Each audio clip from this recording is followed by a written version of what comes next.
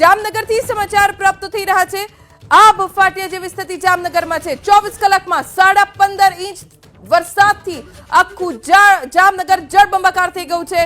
13 inch વરસાદ વરસ્યો છે જામજોધપુરમાં। 24 કલાકમાં લાલપુરમાં ખાબક્યો 14 ઇંચ વરસાદ અને તેના કારણે અનેક પંથકોમાં પાણી ભરાઈ ગયા છે। કાલાવડમાં ખાબક્યો 11.5 ઇંચ વરસાદ। જામનગર જિલ્લાભરમાં સ્થિતિ છે।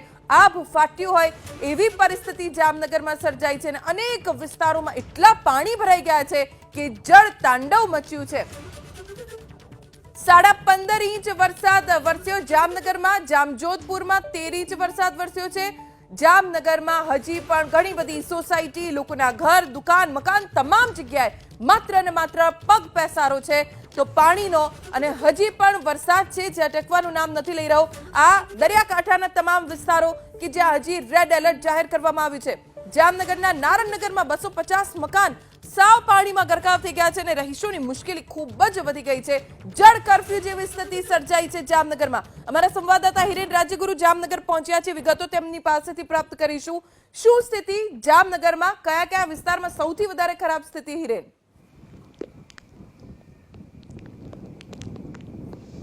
જો ધોની જામનગર સંપૂર્ણ શહેર છે તેની અંદર જળ કર્ફ્યુ થઈ ગયો હોય તે પ્રકારની પરિસ્થિતિ અને દ્રશ્યો સામે આવ્યા છે। આ જામનગર શહેરની અંદર એન્ટર થઈએ એટલે તુરંત જ આવતો વિસ્તાર છે નારણનગર વિસ્તાર। નારણનગર વિસ્તારની અંદર આવેલા 250 જેટલા મકાનો છે તે પાણીની અંદર ગરકાવ થઈ ચૂક્યા છે। જોકે ગઈકાલ બપોરથી આ પરિસ્થિતિનું નિર્માણ થયું છે। 250 જેટલા મકાનોની અંદર પાણી ઘૂસી ગયા છે। મોટાભાગના લોકોએ અહીંથી સ્થળાંતર કરવાની ફરજ પડી છે। મારા સહયોગી કમલેશ પટેલ આપને દ્રશ્યો બતાવવાનો પ્રયાસ કરશે। અહીંયા આજે નારણનગર આવેલું છે તેના રહીશોને કેવા પ્રકારની મુશ્કેલી આ જળભરાવના કારણે થઈ છે એ આપ દ્રશ્યની અંદર જોઈ શકો છો।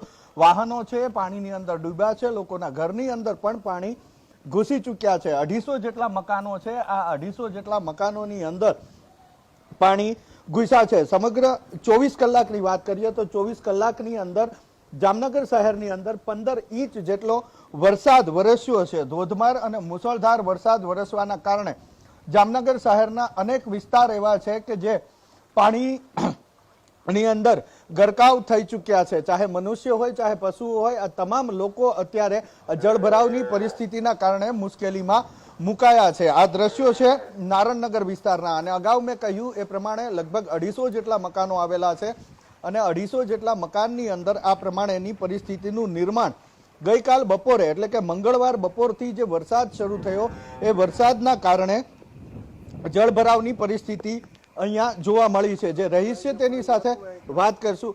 પાણી ઉતરે છે કે હજી એટલા ને એટલા? પાણી 1 કલાકે 1 મિલીમીટર ઉતરે છે। 3 વાગ્યાનો હું બેઠો રહ્યો, અત્યાર સુધીમાં 5 મિલીમીટર ઉતરું। દર વર્ષે આ રીતે પાણી ભરાય કે આ વર્ષે વધારે? આ માનવ સર્જિત હોનાર જ છે, કેમ કે આ અધિકારીઓને ખબર નથી પડતી કે આનો નિકાસ કેમ કરવો। તો આપણે એના નિકાસ માટે અહીંના કોઈને પૂછવું જોઈએ। અહીંના જૂના ખેડૂત હોય એને ખબર હોય કે પાણી કેટલું ભરાય છે। અહીંના મૂળ જ્યાં જમીનના ખેડૂત હતા કે આટલું મારી 71 વર્ષની ઉંમરમાં કોઈ દી પાણી આવ્યું નથી। 2 વર્ષ મોર આવ્યું હતું તો આનાથી ઓછું હતું, આ વખતે એનાથી પણ 2 ફૂટ વધારે આવ્યું છે।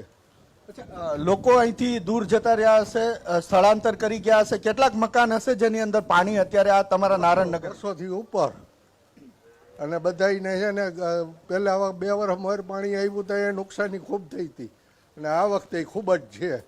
આ વખતે 2 ફૂટ વધારે પાણી છે બોલા કરતા। અચ્છા, ઘર વખરીને નુકસાની ખરી? બધું નુકસાની, ઉપર મૂક્યું એને ન પલરે, બાકી બધા નુકસાની।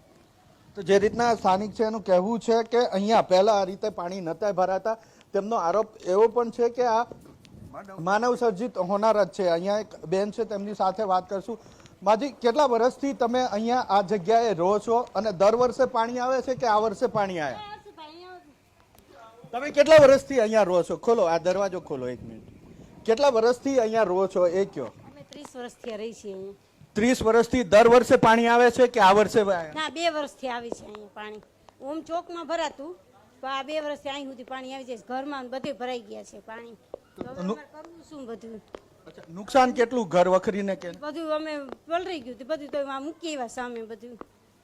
એટલે હવે અમારે કરવું શું એમ કે કાંઈક કરો, આ નિકાલ કરે ને તો બધું પાણી વયું જાય બધું. અચ્છા, ક્યારથી આ પાણી આવ્યા આ વર્ષે? ગઈકાલ બપોરથી આવ્યા કે કાલ બપોર પછી આવ્યું છે પાણી. અચ્છા, કોઈ પ્રશાસનમાંથી કોઈ આવ્યું ખરા, ચૂંટાયેલા પ્રતિનિધિ પ્રશાસન? ના, હજી કોઈ આવ્યું નથી હજી અહીંયા. એટલે આ બધું ભરાઈ ગયું, રાતનું ઘરમાં ભરાઈ ગયું, ના ફરિયાદ બધું ભરાઈ ગયું છે. હવે તમે કાંઈક કરો ઈલાજ. તો આ પાણી ભરાયું તો જમવા ખાવા પીવાનું રાત્રે શું થયું? અમે રોંઢે જ ખાઈ લીધું બધાએ. ઓલા બ્લોક છે અમે સામે, તો અહીંયા અમે જમી લીધું અને જમીન પછી બધા બેઠા હતા. અચ્છા, લાઇટ છે કે લાઇટ નથી? લાઇટ નથી, કાલ સવારની લાઇટ નથી. તો આ રીતની પરિસ્થિતિ અહીંયા ધ્વનિ જોવા મળે છે. આ નારાયણનગર વિસ્તાર છે જામનગરનો. ગઈકાલ સવારથી લાઇટ જતી રહી છે. ગઈકાલ બપોરથી અહીંયા જળ કર્ફ્યુ હોય એ પ્રકારેના દ્રશ્યો જોવા મળી રહ્યા છે. સ્થાનિક લોકો, જે મહિલા સાથે મેં વાત કરી, તેનું કહેવું છે કે 30 વર્ષથી અહીંયા રહ્યા છે. અગાઉ ક્યારેય પાણી નહોતું ભરાતું. છેલ્લા 2 વર્ષથી આ રીતના પાણી ભરાવાની અહીંયા શરૂઆત થઈ છે. આ પહેલા જે વ્યક્તિ સાથે વાત કરી તેનો આરોપ છે કે આ માનવ સર્જિત હોનાર જ છે, કારણ કે જે જામનગર મ્યુનિસિપલ કોર્પોરેશન પ્રશાસન છે તેમના અધિકારીઓ મન ફાવે તે રીતે કામગીરી કરે છે.